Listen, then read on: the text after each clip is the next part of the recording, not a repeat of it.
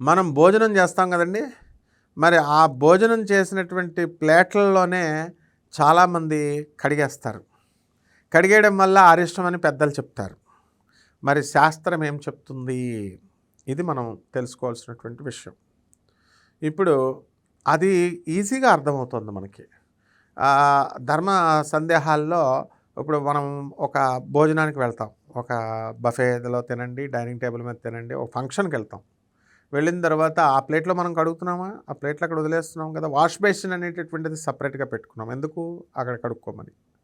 అదేవిధంగా ఇక్కడ భోజనాలు మనం చేసినప్పుడు ఆ యొక్క మంచం మీద తినేటటువంటి అలవాట్లు చాలామందికి ఉంటుంది. వీళ్ళు గర్భదరిద్రులు అయిపోతారనమాట జన్మలకు కూడా. ఎవరైతే ప్లేట్లలో చేయి కడుగుతారో వాడికి కూడా గర్భదరిద్రుడు అయిపోతాడనమాట. జన్మలది గర్భదరిద్రుడు అయిపోతాడు. అంటే బద్ధకం వల్ల ఏమవుతుందంటే దరిద్రం వస్తుంది. అక్కడి నుంచి లేచి వాడు అక్కడ పక్కన ఉన్న వాష్ బేసిన్లో కడుక్కోవడానికో బాత్రూంలో కడుక్కోవడానికో బద్ధకం, అక్కడే కడిగేస్తాడు. కడిగేస్తే ఈ గారాలు పెట్టేటటువంటి తల్లిదండ్రులు ఉంటారు. ఈ పిల్లల్ని పాడు చేసేటటువంటి తల్లిదండ్రులను అడ్డగాడిదలు అనాలి. అంటే గారాబం పెద్ద గొప్ప అనుకుంటారు, అక్కడే కడిగిస్తారు వాళ్ళు. అలా చెప్పడం వల్ల పిల్లాడి యొక్క భవిష్యత్తును పాడు చేస్తున్నామని వాళ్ళకి అర్థం కాదనమాట.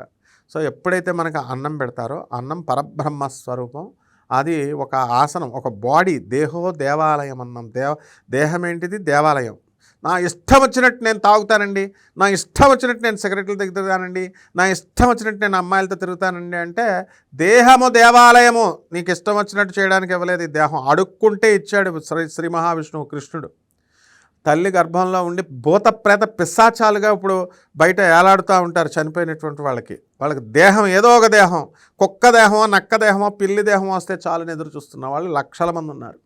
వాళ్ళకి లేదనమాట ఆ ఛాన్స్. ఎప్పుడు ఏలాడంట్రా అంటాడు. మనం అడుక్కుని కొన్ని సంవత్సరాలు అడుక్కుంటే అప్పుడు ఈ దేహం ఇస్తాడు. ఎందుకని? ఇదం శరీరం కలు ధర్మ సాధనం.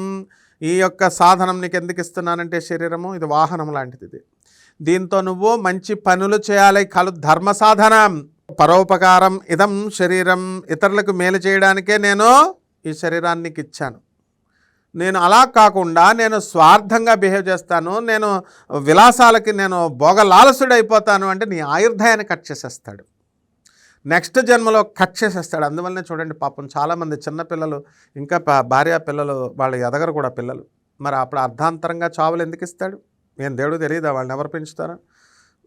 నేను చిన్నప్పుడు పుట్టిన పిల్లకి నేను పేర్లు, 10 మంది పంతుల్ని యూట్యూబ్లో సర్చింగ్ చేసి, గూగుల్లో సర్చింగ్లు చేసి పేర్లు పెడతారు. అసలు నువ్వే ధర్మం లేకపోతే, నువ్వే మధ్యలో టపి అని చచ్చిపోతే ఇంకా పేర్లు పెట్టేం ఉపయోగం? కాబట్టి ఎవరైతే మా గురువు గారు భారతీతీర్థ స్వామివారు శృంగేరి జగద్గురువులు చూడండి, ఎప్పుడు చెప్పినా ఒకటి, ఆయనే శంకరాచార్యుడు ఈ ప్రపంచానికి ప్రస్తుతం. కాబట్టి శంకరాచార్యుడు లేని కాలం ఎవడో చెప్తాడు మాకు ధర్మం అంటే, ఆయనే శంకరాచార్య పోస్ట్, అది సర్వజ్ఞ ధర్మ పీఠం ఎక్కాడు ఆయన. ఆయనే శంకరాచార్య కంటిన్యూషన్ అనమాట. క్లాన్ అంటారు దాన్ని, 36వ శంకరాచార్య. ధర్మం ధర్మం ధర్మం అంటారు. అంతేగాని నువ్వు డబ్బులు సంపాదించుకొని రూమ్లో పెట్టుకో, బీరువాల్లో పెట్టుకో, వాడి నోటి దగ్గర కొట్టేసి, వీడి నోటి దగ్గర కొట్టేసి డబ్బులు కబ్జాలు చేసి సంపాదిస్తే టఫీమని లేపేస్తాడు. పెరాలిసిస్.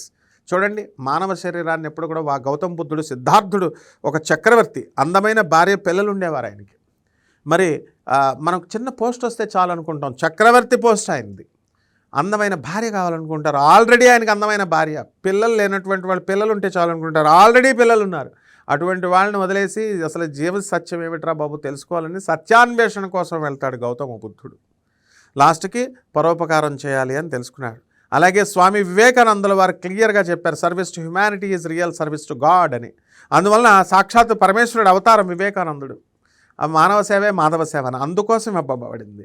కాబట్టి బద్ధకాలు ఇవన్నీ కాకుండా, స్వార్థాలు ఇవన్నీ పక్కన పడేసి, చక్కగా అన్నం పెట్టినటువంటి కంచంలో మనం చేతులు కడగకుండా మనము అది గౌరవించాలి. ఆసనం అనమాట. ఇప్పుడు ఎలాగైతే శరీరానికి మనకి ఇది ఇచ్చారో, శరీరం అనేది వాహనం, అలాగే అన్నం పరబ్రహ్మను అందులో పెట్టుకుంటున్నాం, అది వాహనం, అది మీడియం. అది దాంట్లో మనం శరీరాన్ని మనం ఎలాగైతే రోగాల పాలు చేసుకోకూడదో, అదేవిధంగా ఆ ప్లేట్ని కూడా అసహ్యకరంగా చేసుకోకూడదు, అశుద్ధంగా. అందుకని బయటికి వెళ్ళి కడుక్కోవాలి. అలాగే మంచం మీద తినకూడదు, దానికి ఒక ప్రత్యేకమైనటువంటి క్రియ, అది పూజ. ఆ పరబ్రహ్మ ఈ శరీరం అనేటటువంటి టెంపుల్కి నేను లోపల పూజా సామాగ్రిని వేస్తున్నాను, హవిస్సునిస్తున్నాను అనేటటువంటి ఒక యజ్ఞం అన్నం తినడం అంటే.